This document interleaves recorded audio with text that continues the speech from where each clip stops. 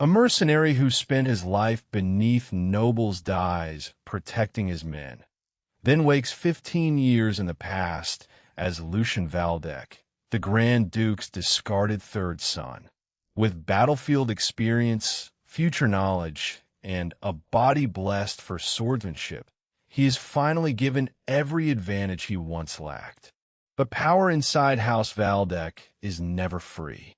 To claim this second life, Lucian must outthink rival brothers, expose an enemy house, recruit the People Society through a way, and prove that a true leader can win without treating followers as sacrifices. Before he was Lucian Valdeck, he was Jake, commander of a hardened mercenary company. Jake understands the ugly bargain behind his profession. Nobles pay mercenaries well because they expect them to die in somebody else's place. During a collapsing campaign, a noble knight orders Jake to hold the defensive line until the Lord can escape. The payment is enormous, but Jake immediately sees the truth. The rear guard will be sacrificed, and the enemy hates his company far too much to let any of them leave peacefully. Jake refuses to pretend the order is honorable.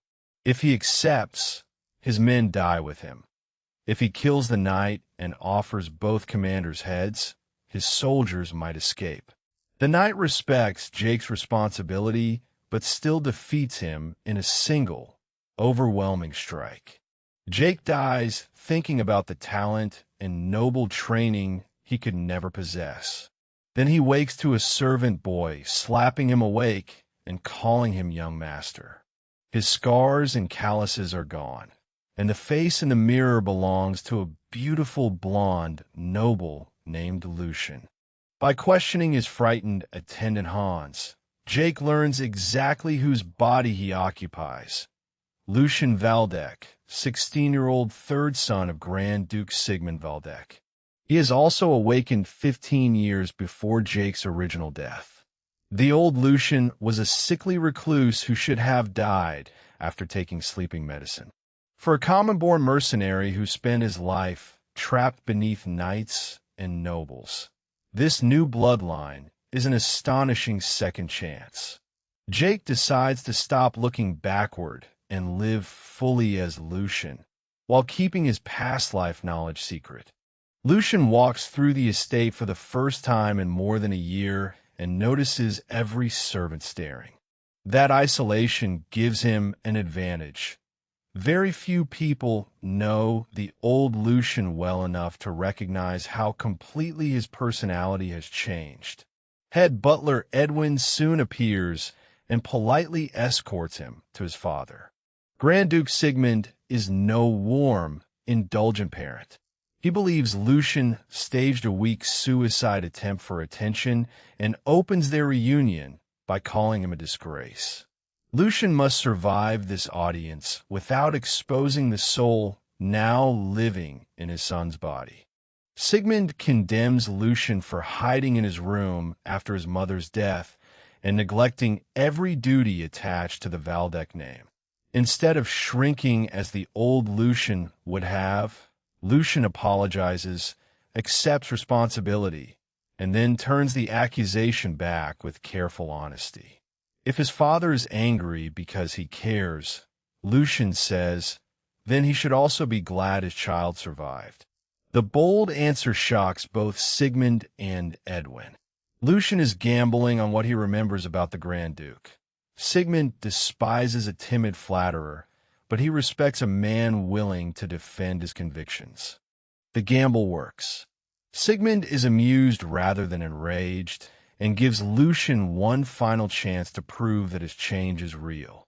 Financial support is restored, but affection will not protect him forever.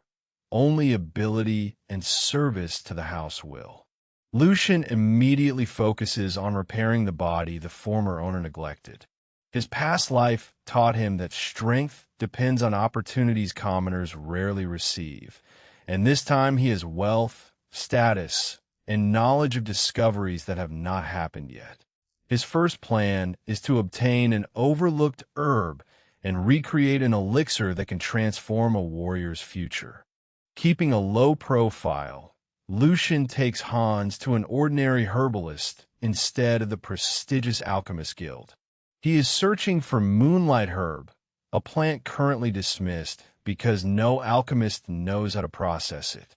From his future memories, Lucian knows that simply chewing it can restore stamina and that its value will soon explode. He buys the available stock cheaply and secures a steady supply. The decision looks eccentric to Hans, but to Lucian it is the first practical use of knowledge carried back from a life lived 15 years ahead. With those ingredients, Lucian prepares a rough version of nectar, an elixir that improves the body and opens the path to greater strength. He expects the medicine to force mana through narrow, painful pathways. Instead, it circulates as smoothly as water. There is no blockage at all. The original Lucian may have lacked courage, but his body possesses a purity and capacity that gifted knights would envy. Jake had spent a lifetime squeezing results from a poor foundation.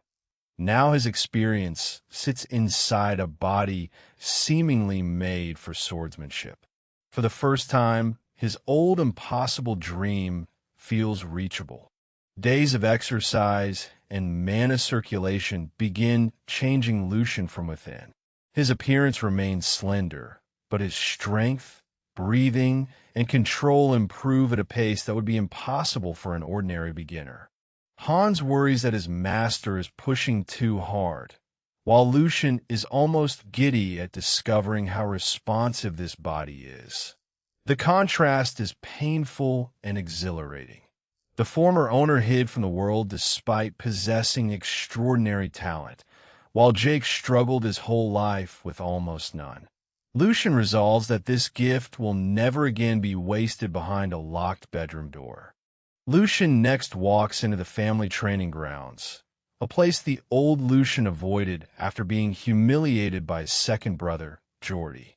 Sir Hendrik, the knight supervising the hall, greets him with open disrespect and laughs when Lucian asks to learn swordsmanship at 16. Hendrik claims his mana pathways are already too narrow for meaningful progress. Lucian knows that claim is false, and his perfect circulation makes it even more absurd.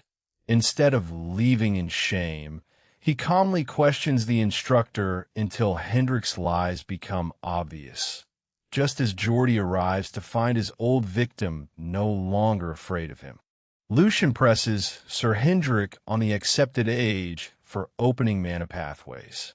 Hendrik keeps moving the standard to make Lucian's attempt sound hopeless, revealing that the lesson is not guidance at all, but deliberate discouragement. The knights expect the timid, dear young master to retreat. Instead, Lucian points out that a family instructor who lies to a Valdeck son is either incompetent or serving somebody else's interests. His mercenary experience tells him that loyalty purchased by another master is no loyalty at all. By remaining controlled, he forces Hendrik to expose himself in front of the entire hall. Geordie tries to silence the matter through anger and rank, but Lucian refuses to be intimidated. He asks only one question: was Hendrik telling the truth? If Geordie attacks him, everyone will assume the lie was ordered. If he denies it, he abandons his own knight. Geordie realizes he has walked into a trap. Their father recently restored Lucian's support, so openly abusing him could damage Geordie's position in the succession contest. Before watching knights, the once fearful third son makes the second son swallow his rage and withdraw. Lucian's first public victory changes how the household sees him. Rumors race through the training hall. The so-called dear young master has challenged Geordie without raising a sword and forced him to retreat. Lucian does not pretend the confrontation was courage alone. He chose a battlefield where Geordie's pride, witnesses, and fear of Sigmund all worked against him. His strength is still developing, so information and timing must serve as weapons. Geordie leaves furious, understanding that the brother he used to bully has become a legitimate threat. Lucian, meanwhile, has gained something as valuable as victory. The servants and knights have started questioning the old image of him.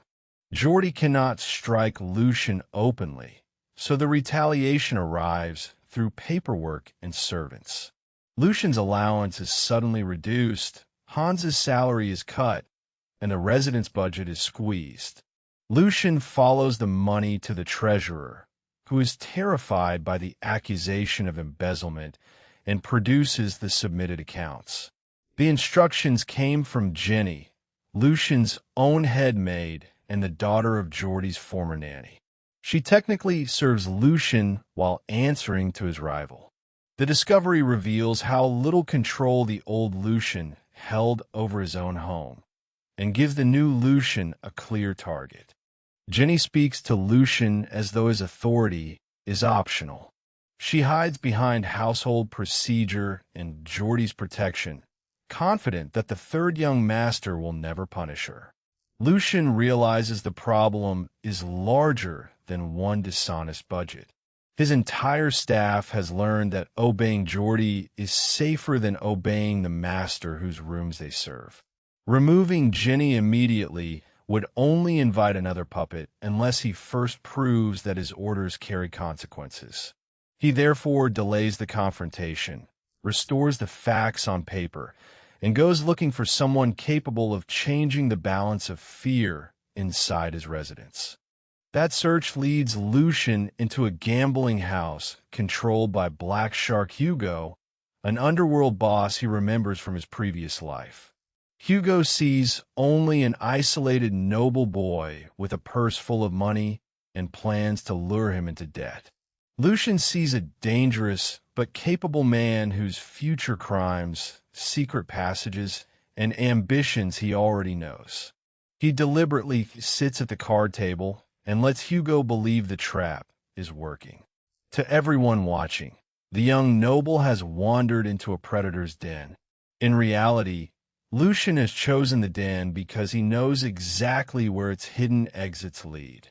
Hugo's men try to manufacture a few flattering wins, but Lucian plays with the instincts of a veteran who spent years gambling beside mercenaries. He steadily dismantles their setup until the house must bring Hugo himself to the table. Lucian then reveals that this visit was never about entertainment. In his previous life, Hugo was arrested for helping House Logran distribute narcotics through Valdeck territory. Lucian knows about the rice mill front, the production site, and even the mechanism opening Hugo's secret escape passage. Every card Hugo thought he held has already been seen 15 years in the future. The color drains from Hugo's face as Lucian names details no outsider should know. If the Valdeck family discovers the scheme after drugs enter its capital, Hugo will be hunted to death. Attacking Sigmund's son would be even worse. Lucian offers a different future. He does not need a disposable informant. He needs a capable subordinate willing to betray the Logran operation from within. Hugo distrusts noble promises, but Lucian understands the dream Hugo keeps buried beneath his criminal life. He wants to become a knight and be remembered for something greater than ruling back alleys. Lucian makes the bargain personal.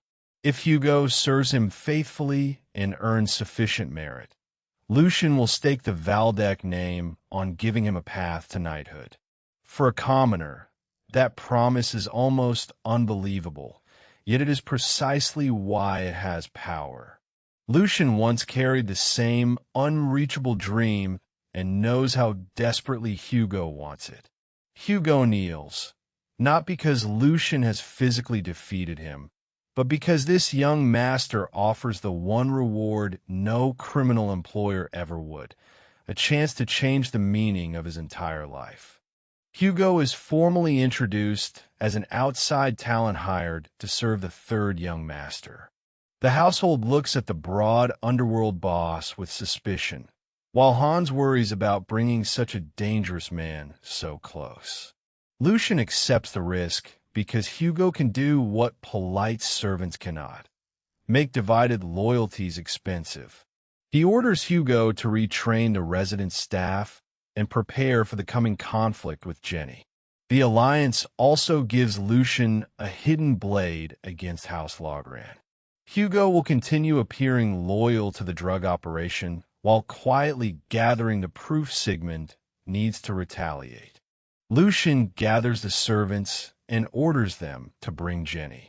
They hesitate because Geordie's retaliation frightens them more than their own master. This time Lucian does not argue.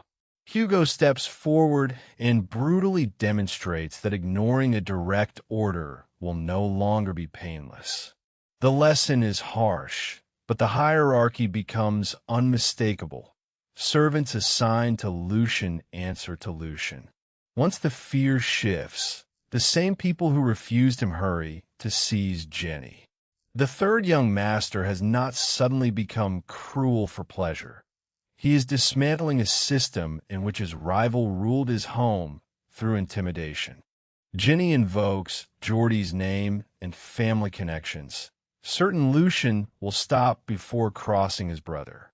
Lucian instead lists the money she diverted and the order she falsified. He offers her a final opportunity to acknowledge her actual master and submit to discipline. When she refuses, Hugo's men restrain her, and the punishment begins. The scene is meant for every watching servant as much as for Jenny.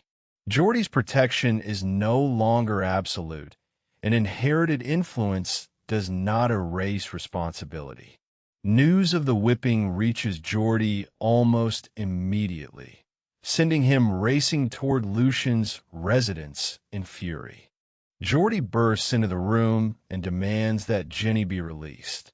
He argues that her mother served his side of the family and treats Lucian's authority as an insult to himself. Lucian remains seated and makes the issue painfully simple. Jenny was assigned to his residence, altered his finances, and ordered his servants to disregard him. If Geordie openly defends that conduct, he admits to controlling another heir's household. The exchange turns the punishment from a private quarrel into a test of whether Lucian possesses any rights as a Valdeck son. Neither brother can retreat without losing face. Lucian refuses to surrender Jenny merely because Geordie shouts louder, while Geordie cannot attack without risking their father's judgment.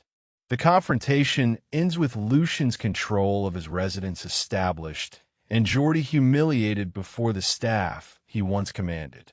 It is not a clean reconciliation. It guarantees retaliation later. But the servants finally understand that Lucian will defend the authority attached to his name. For the first time since awakening, he has a functioning household rather than a collection of spies and frightened employees serving somebody else. Grand Duke Sigmund summons Lucian after the clash with Geordie. He warns that the second son will not forget the humiliation and may keep attacking.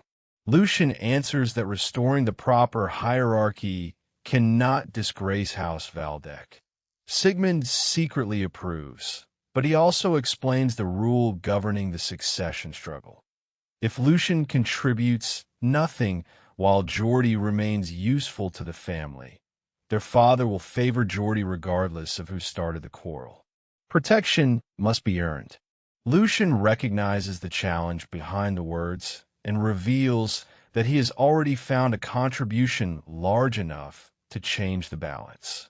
Lucian presents Hugo's detailed records of House Logran's narcotics plan. The operation used merchant guilds and intermediaries, so Margrave Bernhard Logran could deny responsibility, but still placed a weapon inside Valdeck's capital. Sigmund is furious. Lucian proposes leaving Hugo in place long enough to draw out a more valuable participant instead of merely cutting off the lowest branch. When Sigmund asks how he can trust a drug trafficker, Lucian says he trusts Hugo's dream and accepts responsibility with his own life. Impressed by that resolve, Sigmund names Lucian a succession candidate and offers the Lionheart sword. The Lionheart sword is not simply a powerful style. It is an ancient Valdeck art taught only to succession candidates and a few completely trusted retainers. In his former life, Jake could never acquire a true high-level sword form no matter how hard he fought. Now the technique that symbolizes the ruling house is being placed directly before him. Lucian accepts without hesitation. His bloodline, extraordinary body, future knowledge, and battlefield experience are finally coming together, and the ceiling that held him down as a mercenary seems to disappear. While Edwin studies the evidence, Sigmund entrusts the counter-operation to Lucian as a test. Hugo reports that the Logran representative scheduled to inspect the narcotics workshop is Philip Logran, the Margrave's fourth son. Capturing him beside the production site would make the family's denial far more costly. Lucian must avoid moving obvious Valdeck forces, or the prey will sense the trap. Sigmund therefore loans him 5 black lions, secret operatives whose existence most soldiers consider a legend. With the covert mission prepared, Lucian also begins training under the old sword Saint chosen to teach him. Lucian greets sword Saint Eisenbreitner with the respect of a lifelong swordsman, not the calculated courtesy of an heir seeking political support. Eisen notices the difference immediately. He begins with simple running and circulation tests, expecting to measure how badly a year of isolation damaged the boy. Lucian barely tires. His breathing stays steady. His mana flows without resistance. And the old master realizes the third young master's body is far stranger than anyone reported. What looked like a late beginner may possess a foundation capable of reaching the very summit of swordsmanship. Eisen explains that Lucian's pathways are not merely open. Their purity and capacity are exceptional. With training, his mana reinforcement could exceed knights at the same stage and eventually let him challenge stronger opponents. The possibility of becoming a sword saint is real. Yet Eisen gives the promise a painful condition. Reaching that height may require abandoning the succession race and devoting his entire life to the sword. Lucian wanted noble power because power creates choices, but he also spent his first life longing for mastery. For the moment, he refuses to surrender either path. Eisen quickly discovers that Jake's practical swordsmanship is full of habits built for survival rather than refinement. Lucian concentrates mana only where he thinks he needs it, arms for striking, legs for evasion, creating delays and openings. Eisen demonstrates the true principle. Mana should circulate throughout the body continuously, changing concentration without ever stopping its flow. The lesson is simple to describe and extraordinarily difficult to perform. Lucian watches every movement with the hunger of someone finally receiving the education he was denied all his life. When Lucian imitates the basic cuts, Eisen exposes each flaw with effortless counters. A powerful strike means nothing if gathering that power announces the attack, and brute reinforcement leaves the rest of the body vulnerable. Lucian does not defend his pride. He accepts that techniques which kept a mercenary alive can still prevent a knight from advancing. By discarding those habits and rebuilding from the foundation, he begins joining Jake's experience to Lucian's talent. Eisen, who expected an arrogant noble child, finds a student willing to be broken down and taught correctly. Eisen admits why he warned Lucian away from the succession. The old sword saint spent decades chasing perfection and now has too little life remaining to waste. Lucian's talent may surpass every student he rejected, but raising that talent while the boy studies politics, administration, and war will be slower. Eisen wants to leave behind a true successor before death. Lucian understands the regret, yet refuses to let another person decide what his potential is allowed to become. His second life is valuable precisely because it gives him choices Jake never had. The fourth son, Joshua, arrives after learning that Lucian has become a legitimate succession candidate. Younger in family standing, but better trained in this body's present life, Joshua challenges him to a spar. The timing is bad. Lucian is still rebuilding his muscles, and Eisen has forbidden him from relying on his old, flawed forms. Declining would revive the image of the cowardly dear young master, so Lucian accepts. He cannot win through raw strength. His only advantage is the combat sense of a mercenary who has faced genuine death, while Joshua has trained only under controlled conditions. The brothers take wooden swords under Eisen's supervision. Joshua expects to overpower a weak beginner and presses aggressively. Lucian refuses the straightforward contest Joshua wants. He watches rhythm, distance, breathing, and emotional changes, using tiny feints to make the stronger boy spend energy. Every exchange teaches him how far this new body has come and how far it still must go. The duel is not elegant, but Lucian's calm unsettles Joshua, who has never fought an opponent willing to absorb discomfort now to create an opening several moves later. As Joshua grows angry, Lucian appears exhausted and leaves what looks like a mistake. Joshua rushes to finish him, only to discover that the opening was bait. Lucian uses timing and leverage rather than strength, turns the attack aside, and takes control of the final exchange. The victory is narrow, but politically it is enormous. A young master who supposedly began training only recently has defeated a brother with years of instruction. More importantly, Eisen sees that Lucian's battlefield judgment is not borrowed confidence. Somebody inside this 16-year-old truly understands how people behave when they believe victory is close. Joshua leaves convinced he can contain the humiliation because only a few witnesses saw the spar. Lucian never needs to boast.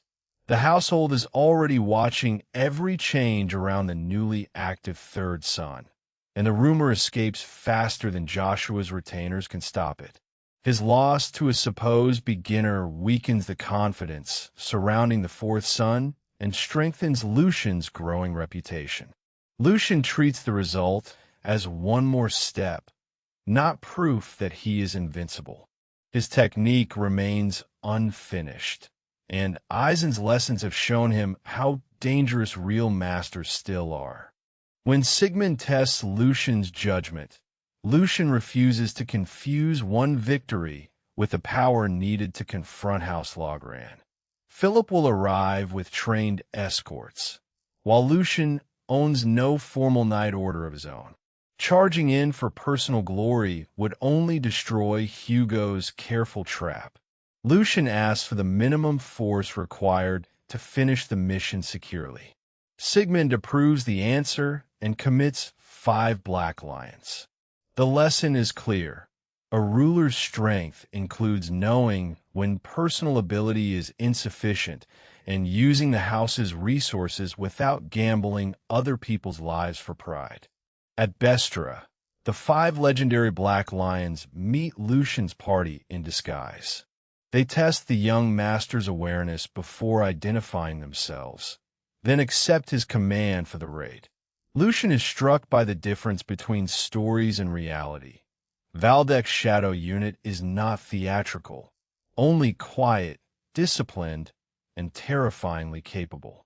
Their presence allows him to keep official family troops away from the drug site, while still protecting everyone involved.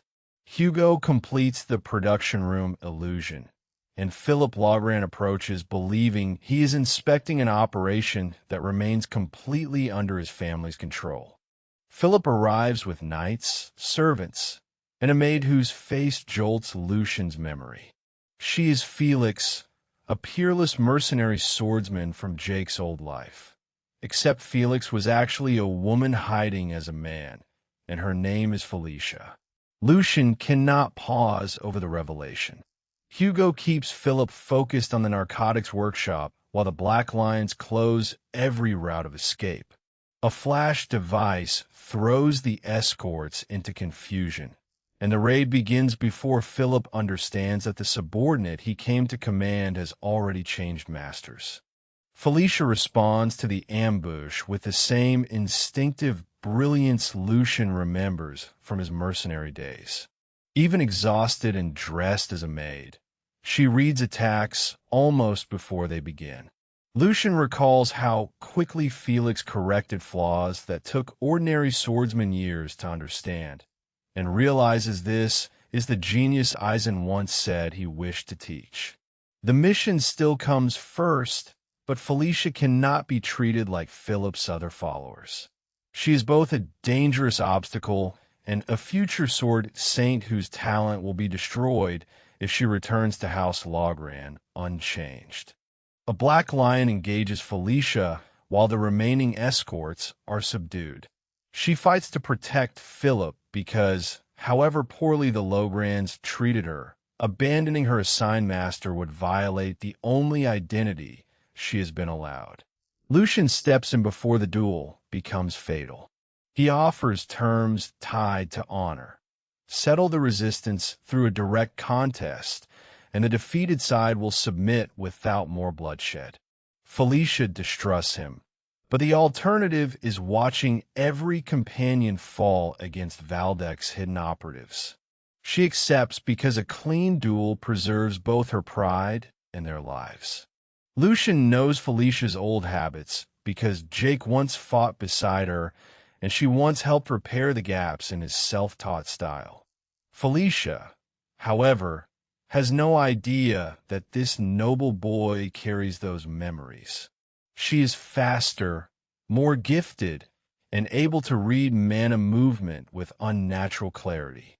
Lucian survives by using their shared history and by changing patterns at the moment she expects familiarity. The duel becomes a contest between heaven-given perception and a veteran's knowledge of the person behind the blade. Lucian's goal is not to humiliate or kill Felicia. He needs one decisive opening that proves further resistance is pointless. When he creates it, the fight ends under the agreed terms and Philip's party is taken into custody. The evidence now includes the Margrave's own son standing inside the prepared narcotics site. Philip can no longer be dismissed as a disposable merchant intermediary. Lucian has turned a quiet insult against Valdeck into a political weapon, while privately deciding that Felicia must be offered a life in which her sword is valued rather than hidden beneath a maid's uniform. Grand Duke Sigmund arrives to take formal possession of Philip and the evidence. Philip threatens retaliation from House Logran, but Sigmund makes the true situation clear. The two houses were already enemies waiting for justification. Philip has handed Valdeck that justification himself.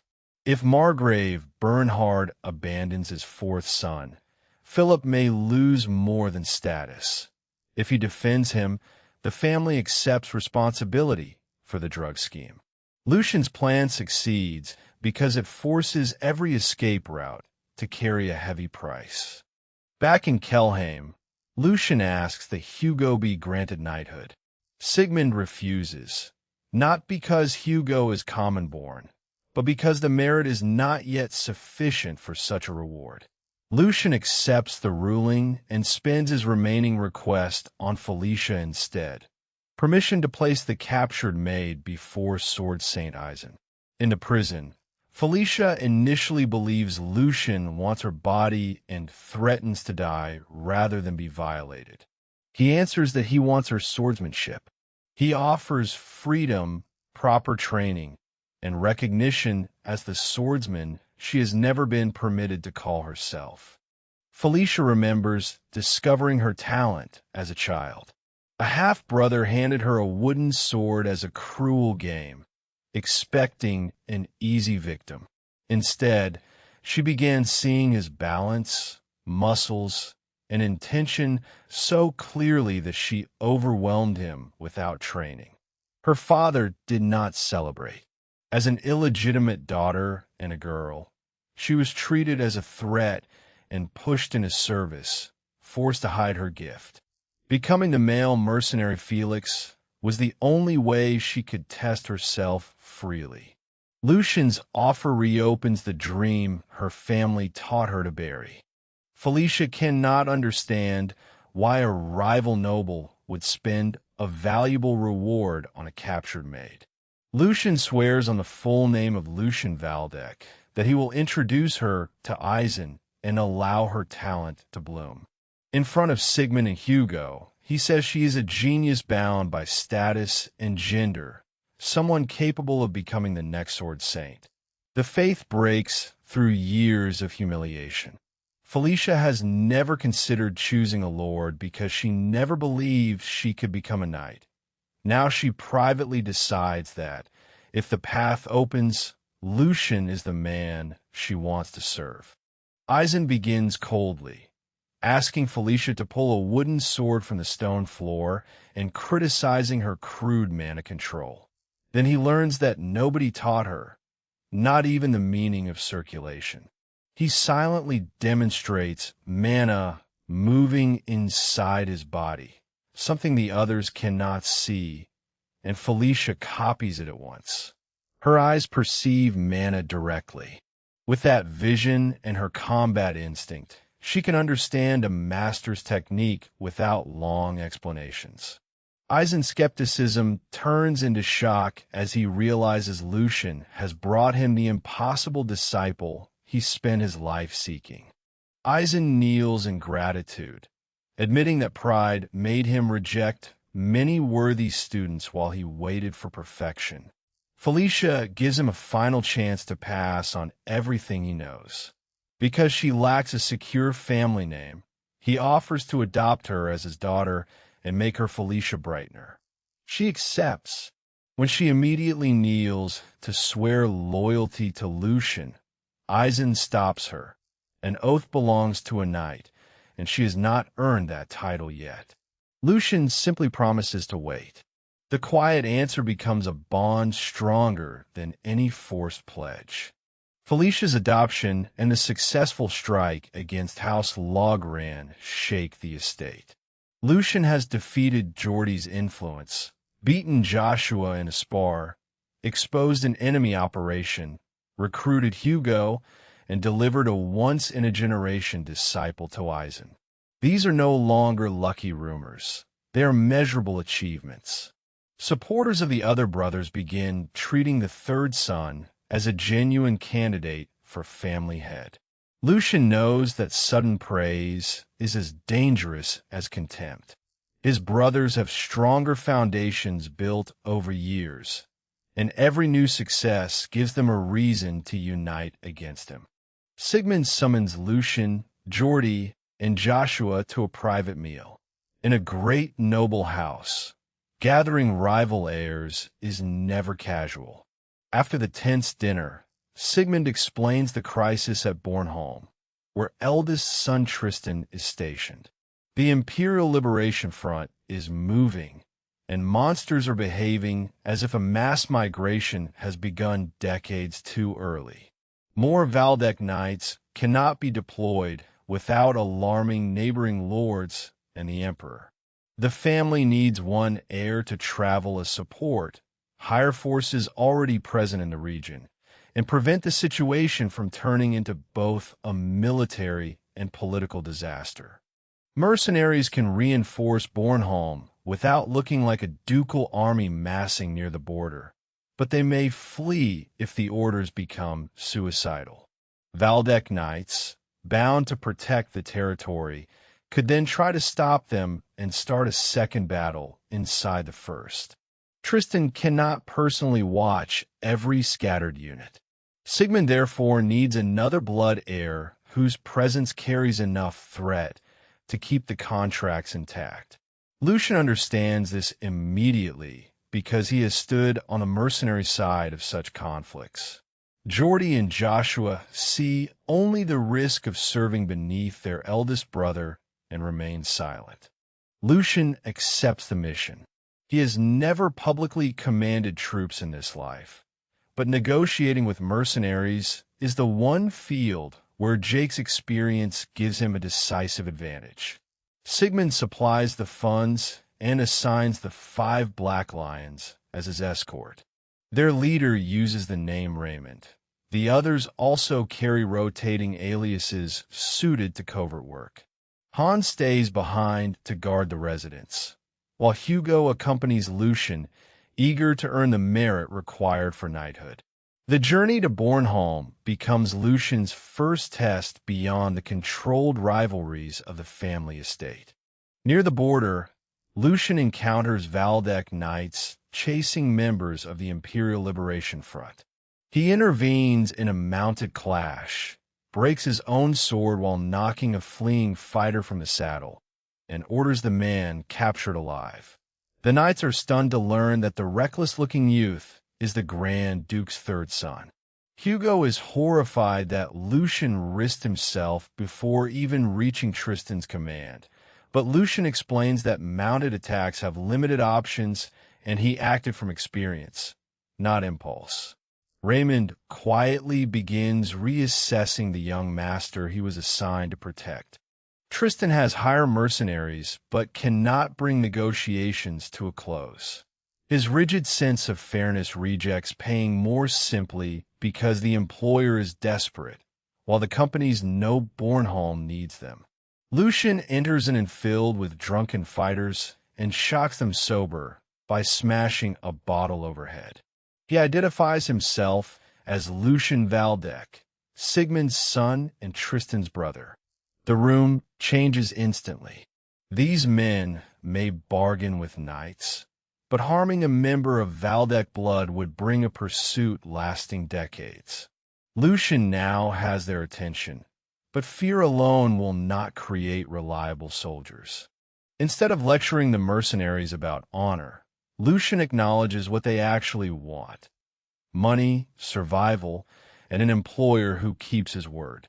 He also identifies the leader exploiting the deadlock, Redblade Sven. Sven expects collective bargaining to force a richer contract. Lucian responds with the customs of the mercenary world. He offers an enormous bounty on Sven's life and promises immediate payment to whoever takes it. The room turns on its own spokesman, demonstrating that a coalition held together by profit can also be broken by profit. When a mercenary named Aiden claims the bounty, Lucian pays the full amount without hesitation and even offers an escort. The display is calculated. Everyone present sees that he is dangerous, but also that his word has monetary weight. Those who try to chase Aiden for the reward are stopped with another reminder: Lucian can price their lives just as easily. By the end of the meeting, the companies agree to serve under terms that include clear hazard pay and compensation. Lucian has not inspired loyalty yet. He has built a contract they believe will be enforced. Raymond is impressed by how quickly Lucian planned for every response, including the possibility that Sven's death would trigger chaos. Tristan, a man famously stingy with praise, calls the result excellent and hands Lucian operational command of the mercenaries. For the first time, the former mercenary captain openly leads troops under a noble banner. The irony is not lost on him. Jake once cursed lords who treated hired soldiers as expendable. Lucian now has the power to become a different kind of employer, one who understands exactly what fear, trust, and payment mean on the battlefield. Reports reveal that gnolls and kobolds, species that normally fight each other, are moving together.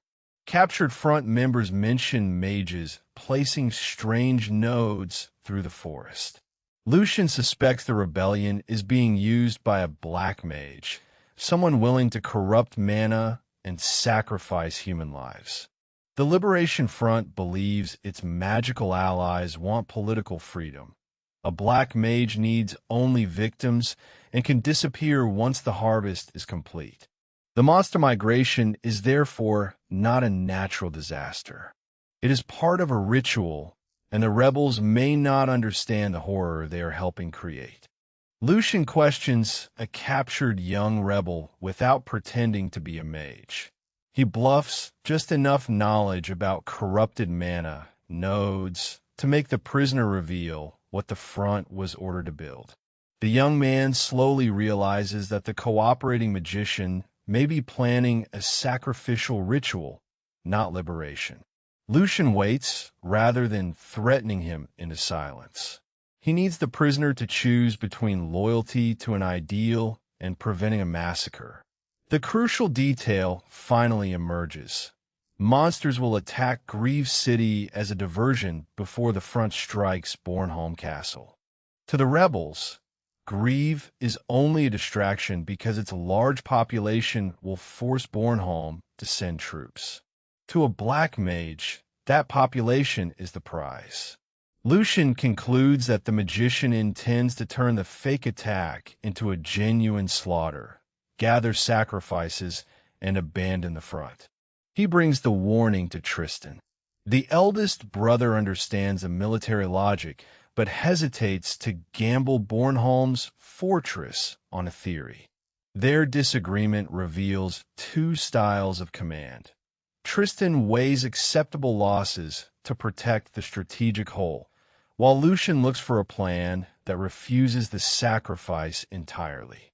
Tristan chooses to guard Bornholm and prepare for the front's main assault. Lucian takes the mercenaries toward Grieve, where the black mage expects almost no resistance. The split is tense, but it also places each brother where his strengths matter. Tristan commands disciplined knights and a fortress.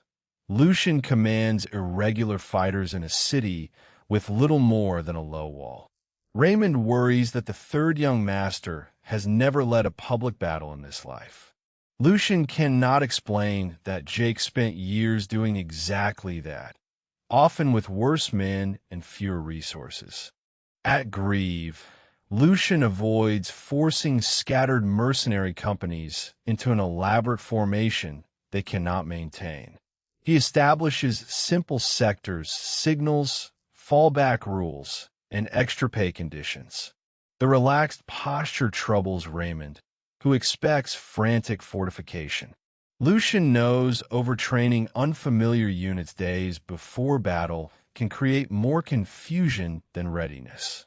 He watches the forest, places the black lines where they can seal sudden gaps, and lets the mercenaries rest.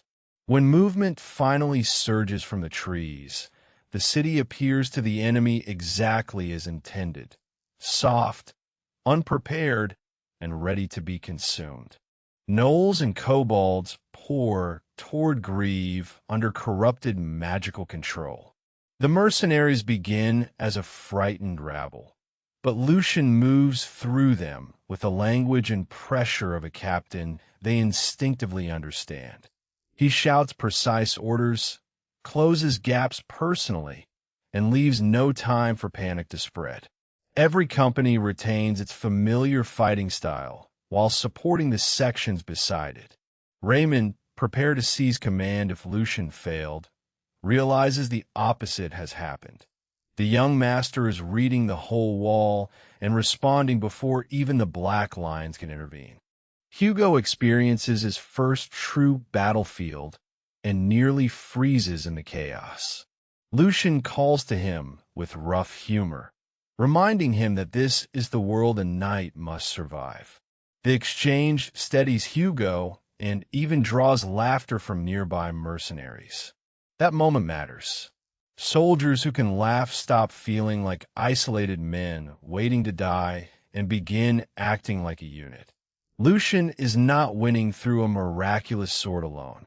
He is using attention, confidence, and the trust created by keeping every promised payment to hold together people who were strangers only days earlier. The enemy escalates. A high-grade creature, warped and strengthened by black magic, breaks through the ordinary rhythm of the fight. Its malice is so dense that seasoned fighters hesitate before it. Lucian's body also recognizes the danger, but his mind refuses to surrender command. He draws on Aizen's lessons, circulating mana through his entire body instead of gathering it clumsily at the last instant. The Lionheart sword manifests as a blue, predatory aura. For everyone watching, it is the first proof that the Third Son's political rise is backed by genuine martial power. Lucian strikes to keep the creature focused on him and away from the shaken line. The monster can absorb punishment that would kill an ordinary beast, forcing Lucian to abandon any hope of ending the fight with one impressive attack.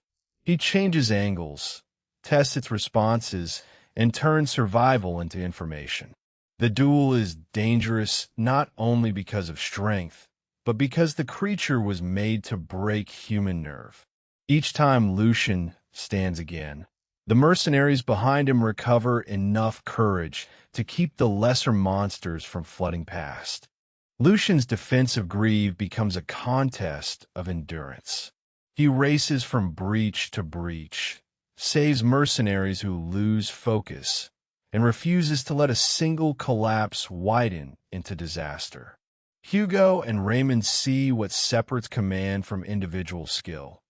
Lucian is fighting while still tracking who is afraid, where ammunition is low, and which unit needs relief. The horde gradually loses momentum. What began as a magical ambush turns into a controlled defense, and fighters who expected to flee discover that their young employer has never once asked them to die merely for his pride. The last monsters fall and grief erupts in celebration. The result is almost impossible. Only light injuries, no fatalities, and no civilian deaths. The Black Mage's plan has failed because the sacrifices he needed never materialized. Far away, Tristan receives the report and confronts the weakness in his own philosophy. He had accepted that a few people might need to be abandoned for the greater good. Lucian found a way to protect both the city and the strategic defense. The victory does more than raise Lucian's standing. It forces the eldest brother to question every life he once placed on a scale. Jude, the black mage behind the corrupted creatures, cannot accept that a 16-year-old noble has dismantled his work. He calls himself chosen by the heavens and claims ordinary morality is a shackle beneath an awakened being. Lucian sees the truth behind the speech. Jude dresses appetite and cruelty in grand words because admitting selfishness would make him small. The confrontation is not between equal philosophies. It is between a man who accepts responsibility for the lives following him and a man who treats every victim as proof of his own superiority. Wounded and enraged, Jude unleashes the power he saved for his final card. Lucian refuses to be impressed by titles such as Prophet, Evolution, or Destiny. A goal does not excuse the innocent bodies used to reach it, and strength without responsibility is merely predation. The words strike Jude harder than mockery because they deny the special identity on which he built his life. His magic swells around them, but Lucian's stillness changes the atmosphere. For the first time, The self-proclaimed chosen one feels as though he is the creature being judged. Jude abandons the shape and restraint of an ordinary man, becoming a massive demonic form fueled by accumulated magic and malice. He believes transformation proves he has surpassed humanity. Yet when Lucian raises his sword, Jude's new body retreats before his thoughts can command it. The creature's instincts recognize an overwhelming predator. Lucian has not become inhuman. He has refined human experience, discipline, and responsibility into a presence the monster cannot ignore. The reversal strips away Jude's last certainty. The being who called everyone else insects is suddenly unable to move. Lucian releases the Lionheart sword with full commitment. Blue mana forms the image of a lion and crashes through Jude's desperate defense. In the final instant, Jude understands the true gap between them. Before Lucian Valdeck, all of his grand design and stolen power are meaningless. His body had surrendered because it knew the answer first. The battle closes with the monster overwhelmed and Lucian standing as the shield of Grieve. Not because noble blood made him superior, but because Jake's hard-earned experience now serves someone with the power and position to protect every life behind him. Behind the Liberation Front stands more than one kind of magician. Colin, the green-haired mage, is bound by a contract to Jude and increasingly horrified by what the black mage intends to do with captured civilians. Jude calls pain and sacrifice necessary research. Colin sees frightened children being reduced to materials. The contract prevents a simple betrayal, so Colin searches for a loophole, some way to obey the written command while destroying the purpose behind it.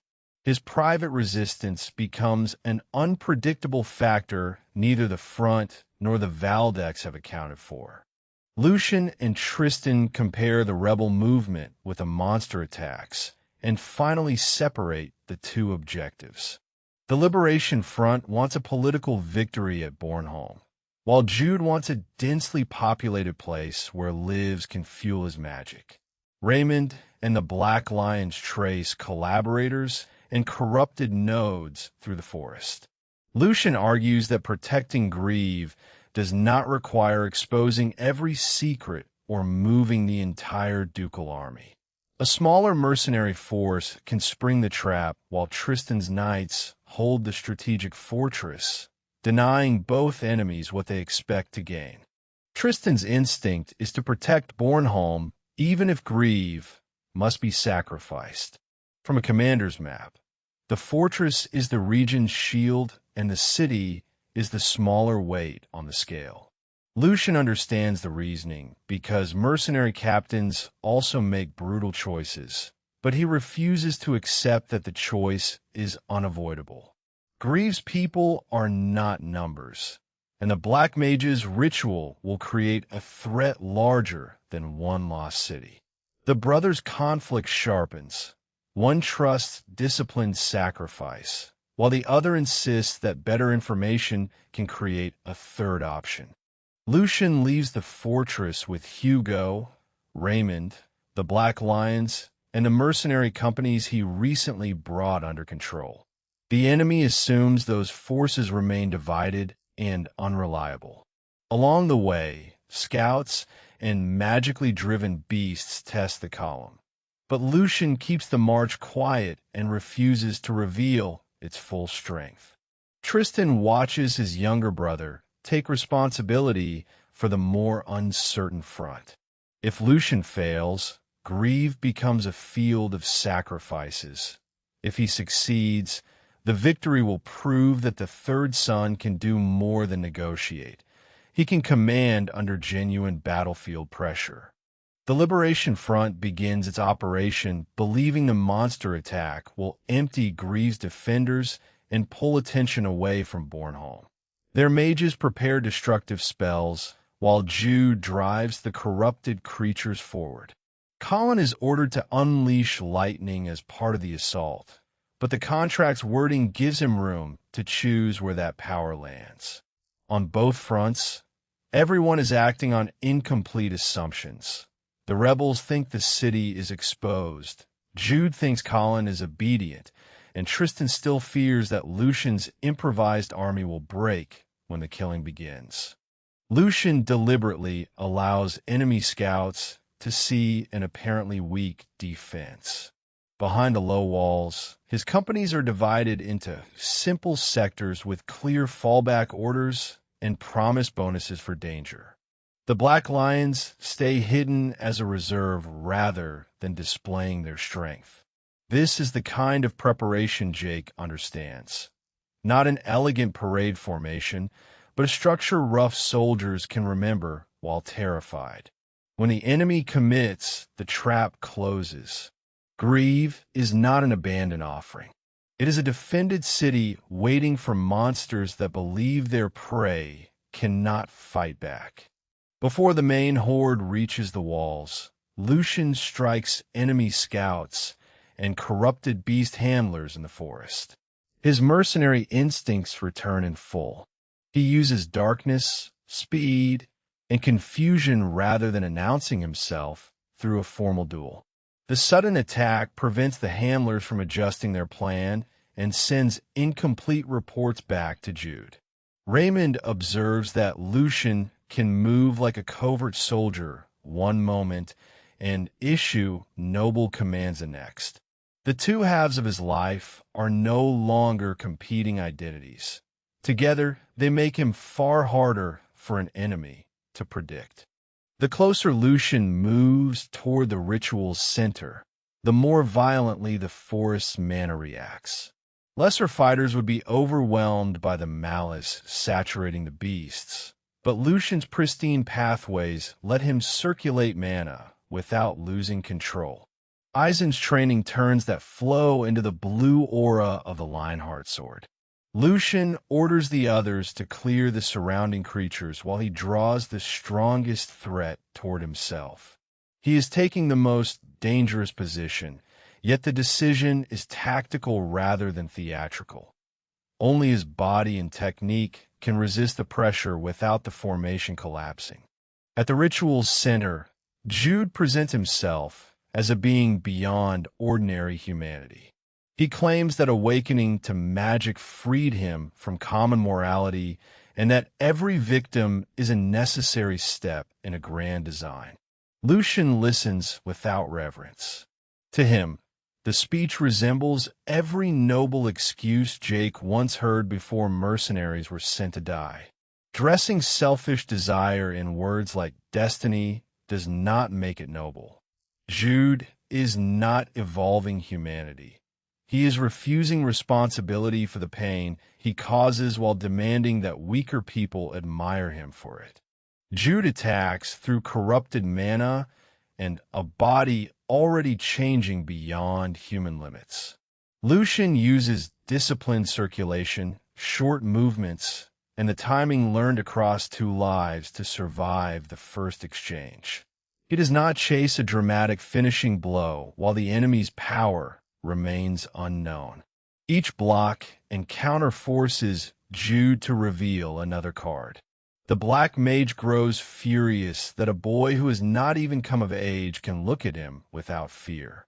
Lucian's calm is the deeper wound. It treats the self-proclaimed prophet as one more dangerous man whose excuses do not matter. Battered and kneeling, Jude continues insisting that his cause and awakened nature place him above judgment. Lucian answers that lofty language cannot erase the simple truth. Jude used children, rebels, monsters, and even fellow mages because he wanted power without consequences. Jake was ruthless when survival demanded it, but he accepted the weight of every person who followed his orders. That difference destroys Jude's claim to greatness. For all his magic, he is still a frightened man hiding selfishness behind the idea that heaven chose him. Jude pours everything into a final transformation, becoming a towering creature overflowing with red malice. He believes the inhuman form makes him complete. Then Lucian raises his sword, and Jude's body retreats on instinct. The monster realizes the difference between them before Jude's mind can accept it. In this room, Lucian is the predator. Blue Lionheart mana gathers around the blade as Lucian commits to a decisive strike. Jude remembers that before Lucian Valdeck, and before the overwhelming presence now facing him, he is merely prey waiting for death. The arc ends on that crushing reversal. By the end of this first great arc, Jake's impossible second life has become something real. Lucian Valdeck is no longer the timid, dear young master hidden inside his room. He has earned Sigmund's attention, Eisen's respect, Hugo's loyalty, Felicia Breitner's future oath, and the trust of mercenaries who expected another noble willing to spend their lives cheaply. His victory also leaves every brother and enemy with the same warning. Lucian is not rising through blood alone. He remembers what it feels like to be the disposable man at the bottom, and now he has the power to change the rules from above.